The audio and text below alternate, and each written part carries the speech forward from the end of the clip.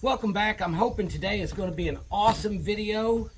What we're going to do is take a look at the 9mm from a 16-inch carbine and the 5.7 from a 16-inch carbine. We're going to start out shooting the Kel-Tec Sub 2000. The ammo that I'm going to be using for the later on test will be the Fiocchi High Performance 40 grain ballistic tip hollow point. Basically, it's just the VMAX load. So let's get started here. All right, that is the Sub 2000. Let's grab that Stag Arms 9mm.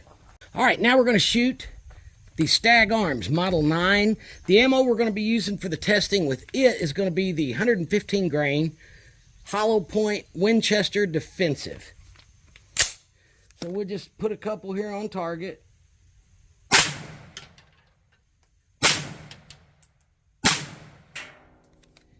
All right, on with the test. We're not going to talk about the build quality of the rifles. This is not a gun-to-gun comparison. It's an ammo comparison. The 9mm and the 5.7 in a pistol, I've shot them a lot. I like both of them. In a handgun with certain ammo, the 5.7 is more apt to have more types of ammo that would defeat level 3A and level 2 soft armor. None of them's going to defeat plates. The 9mm in a handgun, you need a specialty ammo like civil defense from Liberty Ammo. But I don't know if being in this rifle right here, if that'll give it that boost to defeat our level 3A Kevlar that we have today. The 40 grain VMAX, normally in a handgun, like my FN 5.7, will mushroom in the Kevlar, and it won't defeat, it will not go through. I think, though, the extra boost of velocity it gets through this, I think it might. But we're going to shoot some of the chronograph now just to see what kind of added velocities we do get. All right, we're ready to run some through the chrono here. I'm going to move this over just a little. There we go. This is the Fiocchi High Performance 40 grain VMAX round. I really like this round.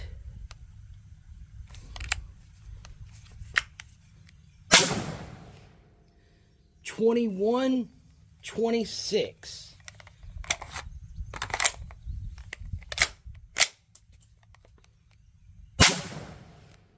22, about 2,200, and 2183. Okay, the Winchester Defense 115 grain hollow point has an advertised velocity of 1,165 feet per second. We are going to see if we get anything better than that out of this.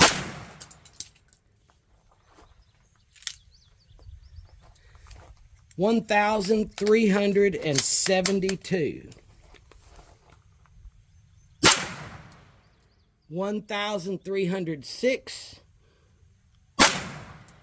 1,323. Now I've got a 1-gallon water jug up there behind our level 3A Kevlar. The first round I'm going to use is the 9mm, the Winchester Defense 115 grain. So I'll zoom you in here. Now, I think it's quite possible that it will bust the jug, but I don't think it's going to penetrate the level 3A. By the way, my little optic went dead, so toughen it here. We'll go up and take a look at that. So the level 3A stopped it. It did bust the jug like I thought, but it didn't really penetrate it. It just knocked the shit out of it. That would hurt. But now we're going to see if the 5.7 and the 40 grain VMAX load will make it through. Now we've got the 5.7.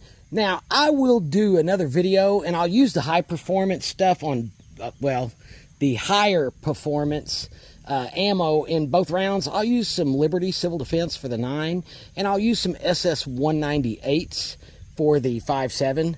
But today I'm just doing the kind of budget, or not really budget, but the stuff you can go in any gun store and find. So here we are with the 5.7. I think this is going to we'll go up and take a look. So right here is where my Fiocchi high performance came through.